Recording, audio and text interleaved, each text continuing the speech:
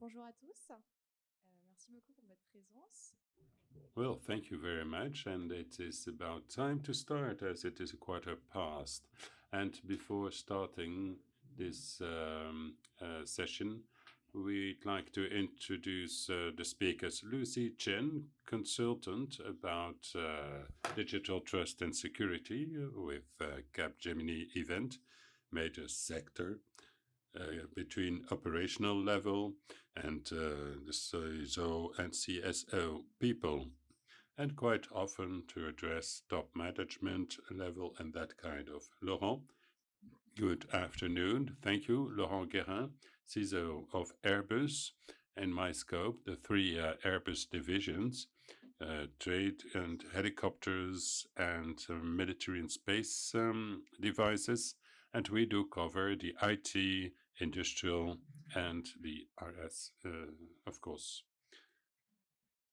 Well, listen, we can start. As a piece of introduction, today we meet to talk about cybersecurity as an innovation field.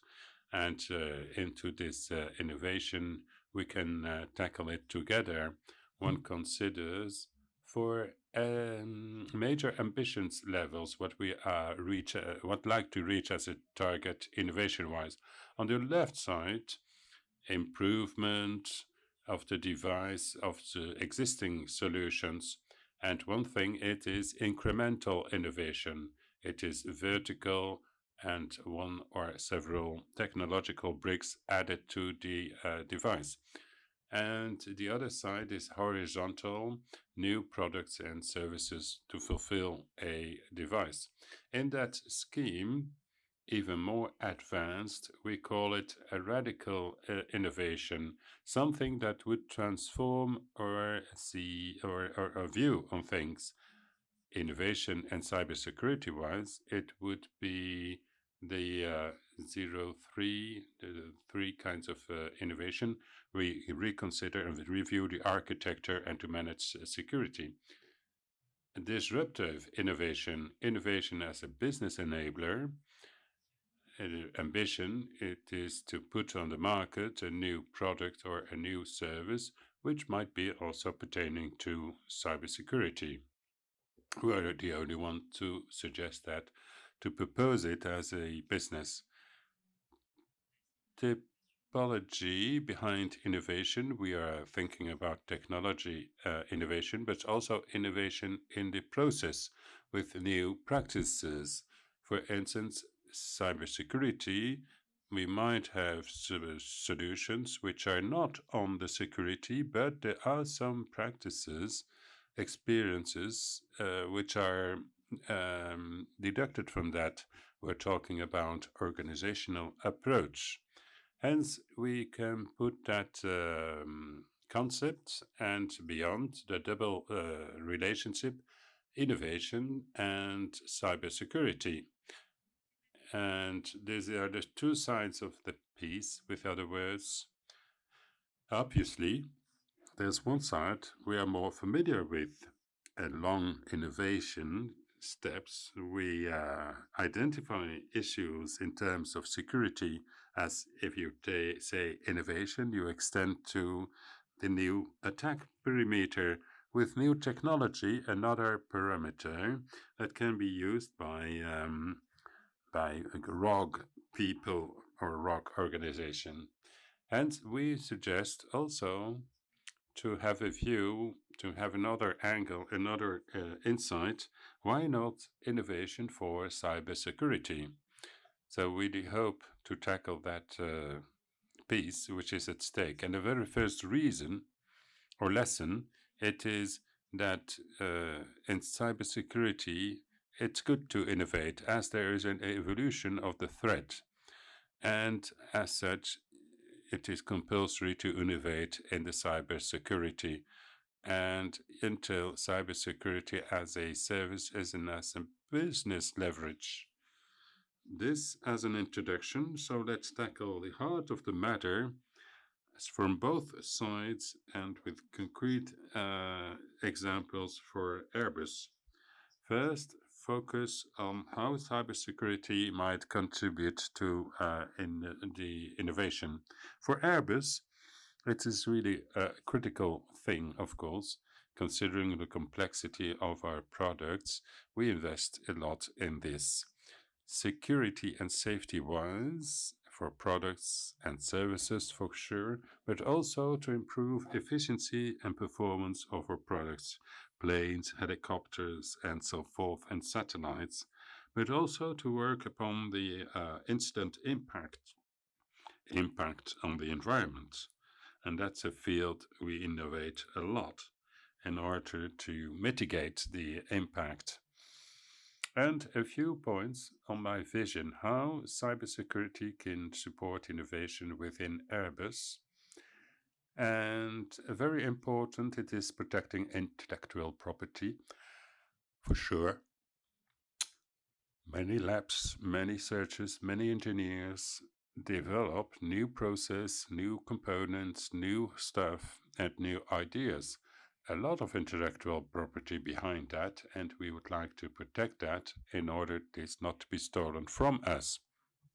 Simultaneously, we need to work in cooperation on that intellectual property because a full system as a plane is to be designed with a whole series of partners in the world, whether it be academics, groups, whatsoever other colleagues in the industrial field. Cybersecurity should help to protect intellectual property with the right balance, as we need to work on a collaborative way on that ownership, and that's a challenge we experience.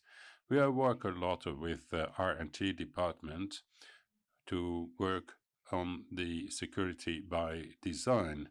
Everybody knows that, and we need to be really ahead in the TRL, really swim upwards and to be present in order to make the right choices architecture-wise to ensure the security by design of our products.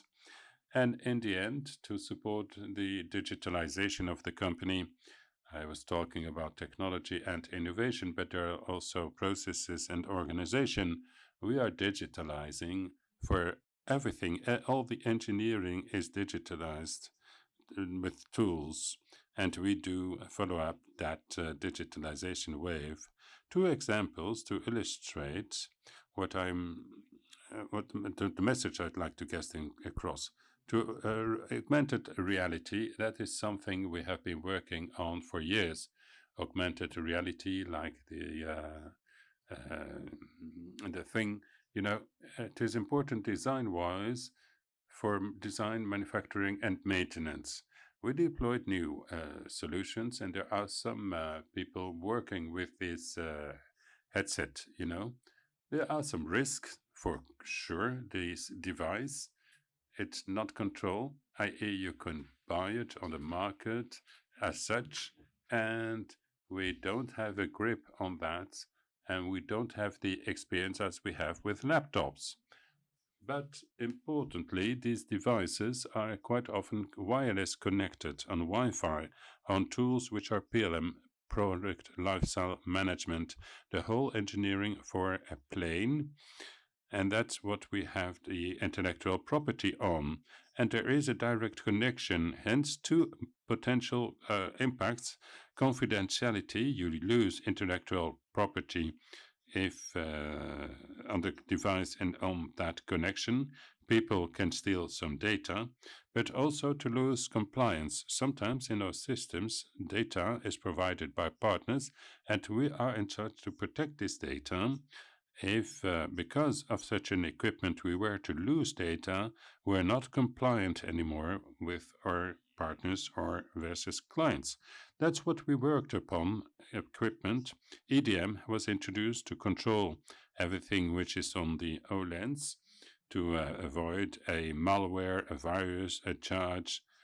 And we worked also on securing the connection in between that equipment and another IT system in order to avoid any leakage of information.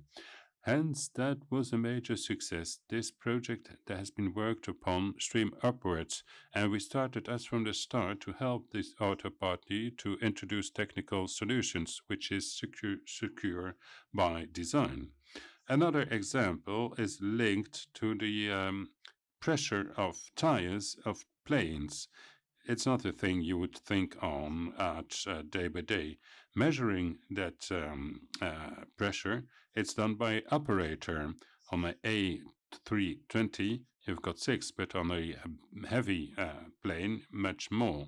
It might cause some issues. Operators are well trained, but sometimes the lecture of the value is not correct. Hence, you can get a tire exploding when it is landing. Safety, but if it's exploding, you've got, of course, traces. The plane cannot be used, and there is an impact for the customers. We have been considering to improve this with another partner. We developed a partner on the pipe of that tire, sending the information via Bluetooth. So that's much better. You can't see it on the picture, but there's a small device of 10 centimeters on that tire, on that wheel. Engineering-wise, it's very good. It is a good simplification. Data is sent from the device to a mobile phone and then to a databases, and operator can, of course, blow up that tire. The telephone in between is not trusted. One doesn't know what telephone it is, and you cannot trust it. We need to be sure the values that are fed back are correct. If he is telling operator all tires are well have got sufficient air, it shouldn't be right. So cryptographics in order to see how to manage and to trust the phone. So they introduced a crypt and with key exchange in between the systems, and as such the operator, he has got his own way, its own process to check whether nobody is trying to interact with the values. So no middle attack, and we are sure that the data sent by the component are those on the screen, are those registered by the system. Has been done with someone from the security stream upwards, and it is Bluetooth low emission, hence the reduction of exchange because of to save the battery. So to change the equipment when the battery is empty is not convenient. So we worked stream upwards with the engineering team. This is the example how cybersecurity and innovation can support each other. The HoloLens for augmented reality and a component of a plane that was protected. On the other side, Lucie was talking about what can we do innovation-wise in the cybersecurity space. I won't tell you a lot. Cyber, it is innovation ever since the start. And it's changing so fast that, as you can see here in the FIC, a difference between 2 years, there's no issue in terms of innovation. There might be even too much sometimes. But it's moving so fast for different reasons. As soon as one moves, you got a threat, protection, etc. Important point, which is the technical innovation, but also organizational-wise and process-wise. I can see some things are moving. Some boards are more and more aware of the cyber risks. Hence, I see that there's more resources devoted to RSSI and cybersecurity. People listen to them, and there is a trend which is compliant to the increase of resources. Threat and requests from the executive board. The expectations are not the same. Challenge is increasing faster than the resources. We need to be more efficient. Innovation has got its own role to play. How cybersecurity will serve the business, an enabler of the business, and not only a technical team as it is considered today as a cost center blocking the whole thing. No. How to do that? How to deal? You can see it. New technology, process and approach, machine learning, cloud for security. It's not to secure the cloud, but how we do use the cloud in order to fulfill our security needs. And process-wise, we are very much in automation, SOAR, and so forth. And we are also pushing on the multifactoring to introduce more human parameters in the safety and the security. And the business approaches more service-oriented and composable security to provide security bricks that can be used without our help in order to have a minimum baseline-wise, and that's something we can win some time with. Lucie will now talk about the ecosystem of the innovation. Thank you, Laurent. Yes, indeed. There are many subjects in terms of cybersecurity. It's all about to have the solutions to evolve. And there is a whole ecosystem behind that, which is the incentive for the cyber innovation. We suggest this screen with the main players and their own typology. You got the one operating and introducing this innovation, final users taking advantage of the organization or the end users, as I said. And for sure, the category influence providers and promoters of that innovation, important in order to improve visibility of some subjects, as there are quite some major organizations tend to take a triple role in this typology. It's interesting to listen to Airbus case, and just before, a few specificities of the cyber innovation I'd like to refer to. Policy and regulation bodies. That's the role devoted to the state authority, and they understated that there is a role for them in the ecosystem just because of what is at stake security-wise. It is the security protection. So there's a role for the state taking initiatives with funds and subsidies and also regulation, for course, is playing a role in order to stimulate the whole ecosystem. There are several examples here at the FIC with the presence of a few partners, public partners, of course, defense and the interior affairs, awards, and markets. Another specificity, and it's not really a protector as such, there's that box on this. Is that intelligence? It's a threat intelligence. This is the real driver, the trigger to start this subject and to innovate in cybersecurity. It is the threat that is evolving. Hence, there is a role devoted to the threat intelligence and the capacity by the players to interpret it correctly and to deal with it, of course.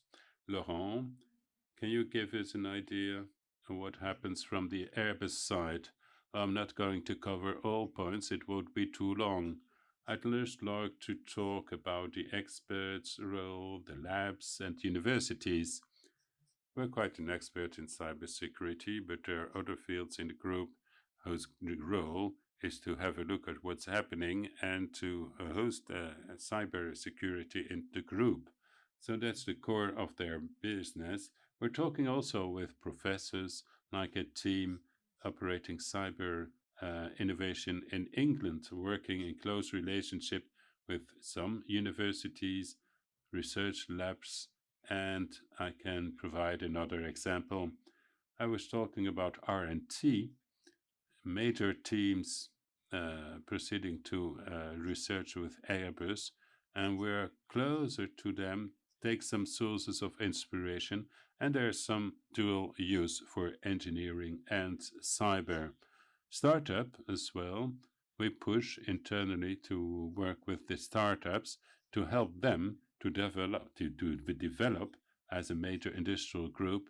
We need to promote, as we're talking about sovereignty, it's about developing European ecosystem regulation, and also because we need innovation and we need to find it elsewhere.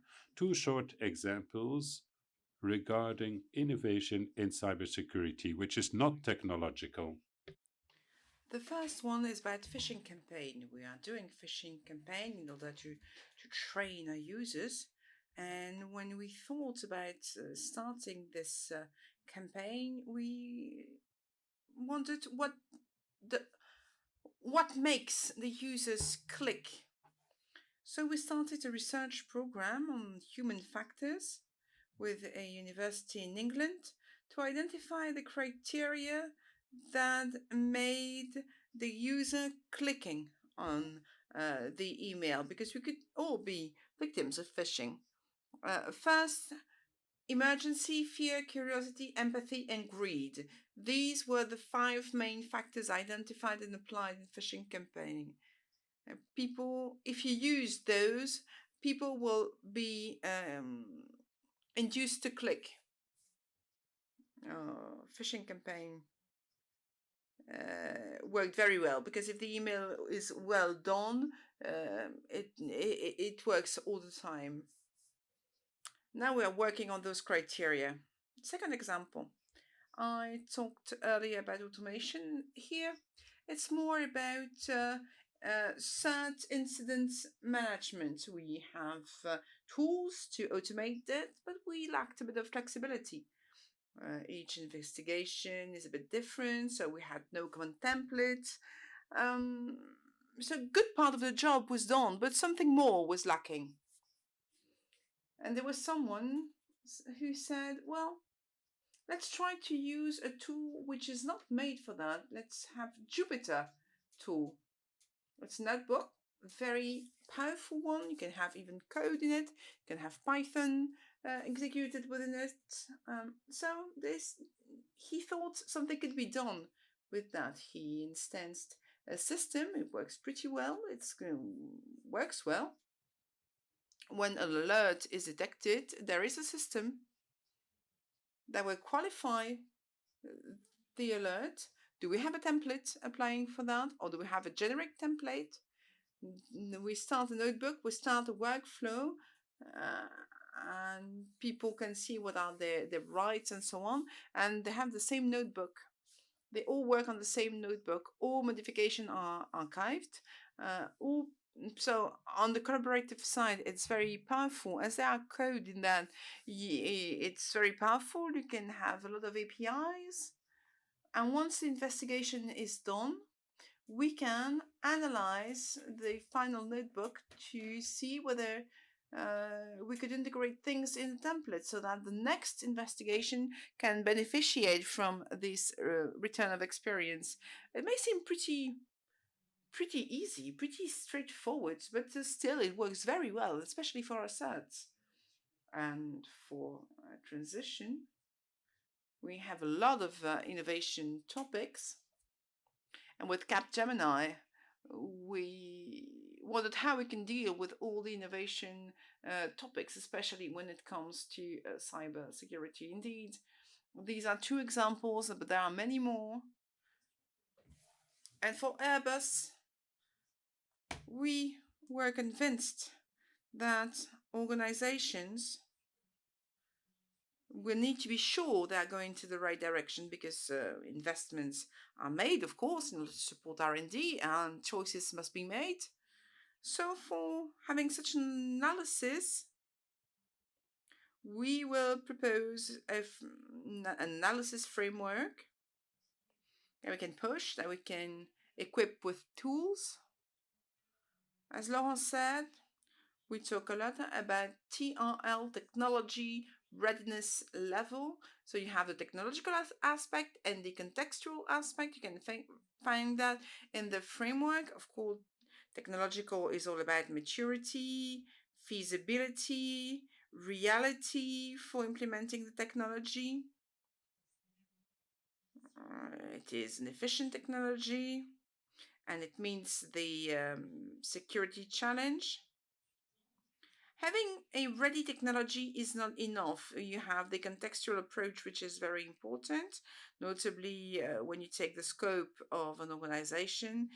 You have different kinds of users. You can talk about business, which must be able to comprehend and use this innovation. And we will ask these users to deal with these technologies. So that means that the context aspect is very important and must be able to understand and comprehend the innovation. Then what is more than necessary is the market and policy aspect, which are all other factors to be taken into account. The very first reason why an innovation will be used in cybersecurity is because there's a real potential, and it will be able to counter one or more threats on the market. This being said, you have some weak signals that you can grasp, that you can get on the market, just to make sure that the topic is relevant and deserves our interest. We can look at the investments, we can look at the partnerships appearing on such and such issue, cross-technological issues. We can also, as I said earlier, look at the prices.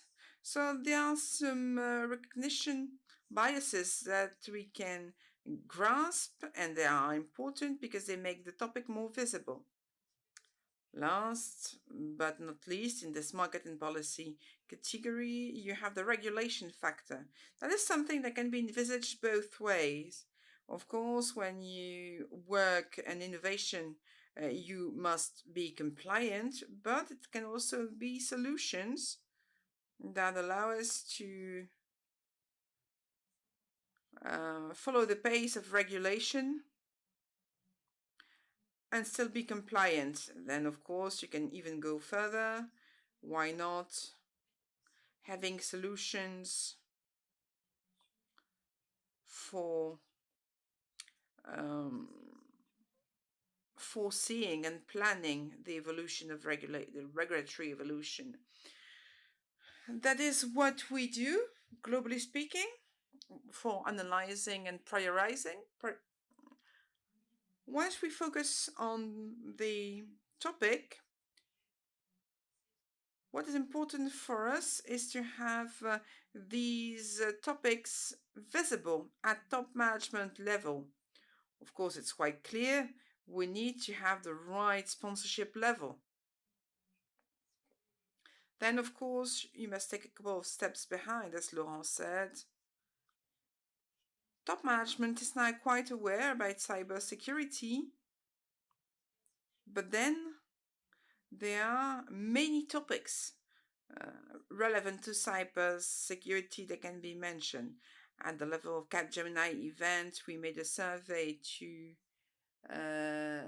CXO's ranking of our customers. Beyond this ranking, more particularly for innovation, the interpreting we want to have that is that it is very relevant to put cyber security issues to top management, but then there are still some awareness raising to be made so that they can understand all the potential issues that lay behind. So there's a need to be concrete, to go beyond buzzwords. Yes, there is a use case that can be applied to their organization, and that means that we need to make sure that we have the right pedagogy to share with them. We can also share what Airbus has done when it comes to top management reporting. Generally speaking, cybersecurity is reported as the highest level at Airbus. That means that we have very regular reportings at board of directors level. CEOs are very aware, there is a report every quarter. Everything that happened when it comes to cybersecurity throughout the group. So for some times now we are reporting information. We also try to report information that allow them to make decision on risks. I do not had a standard dashboard approach. The information are very contextualized, and we have worked a lot on top management awareness. They are very well aware of the risk, but for some of them, it's not something they know about. They do not have all the context to understand it. So, for example, we had to explain what is a ransomware attack. What can we do to protect ourselves?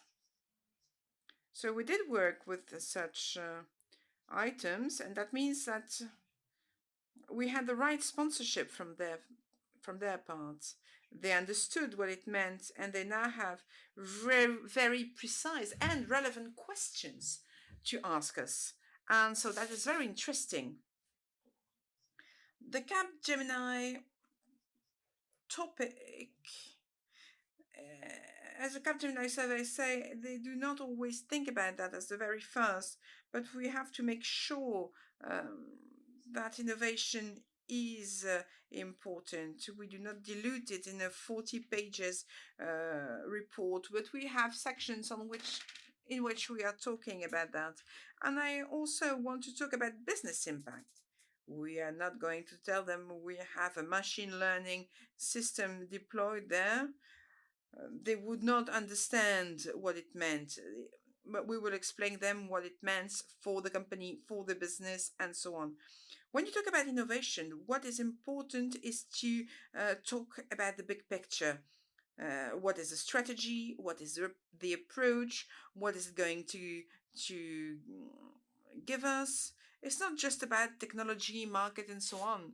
We can better explain our board of directors and top management why we are doing such investments. Why is the company investing on such important topics? Okay, thank you very much. Maybe we will conclude. For us, the objective was to explore this double relationship between innovation and cybersecurity. We can see that many topics are now discussed. We are going in the right direction, and we must find some balance between emerging issues and potential innovations, what it means in terms of security. And then there's also a speech for cyber innovation at top management level as well, to make sure that they are aboard and that they can explain that. So thank you very much for listening. And if you have any question, we now have some time for answering them.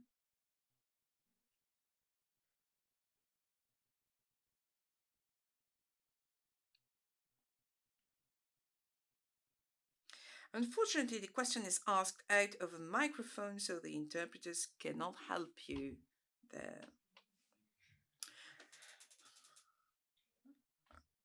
So whatever the question is, the reply is, it depends on the topic.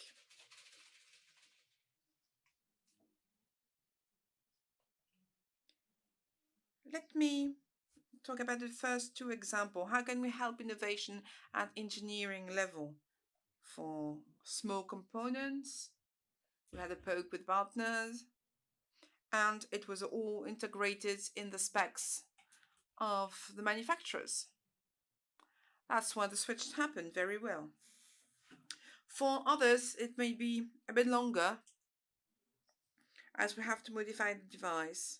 But as we are working upstream in this project, it all happens very well. And after that, the manufacturing part integrate us in their specifications, and that means that it goes quite well. The next question is there again asked out of microphone. The reply is not more than investment for a telephone. Once it is integrated upstream, we never had any problem. Of course, when we come later on the process, it's not at all the same story when you tell people to add up a component for security. Of course, it has a cost and it becomes much more difficult. This is why it is important to have a good sponsorship. We know that at EXCO level, they are very well aware of all that. We explain why we are doing this or that.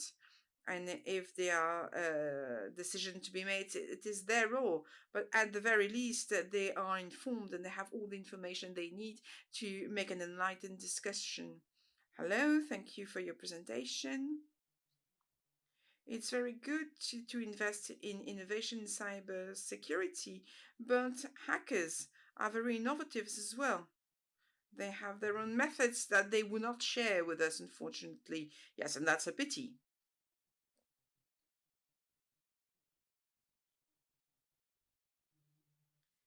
Do you invest in being proactive? You're talking about back bounty, right? Well, we have a very clear policy. We have no back bounty at Airbus. That's it. What about CAPGEMINI?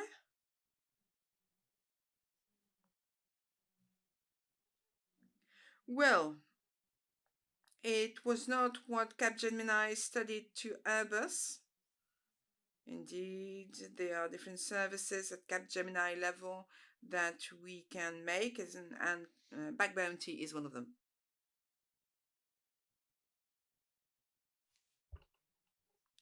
Any further question?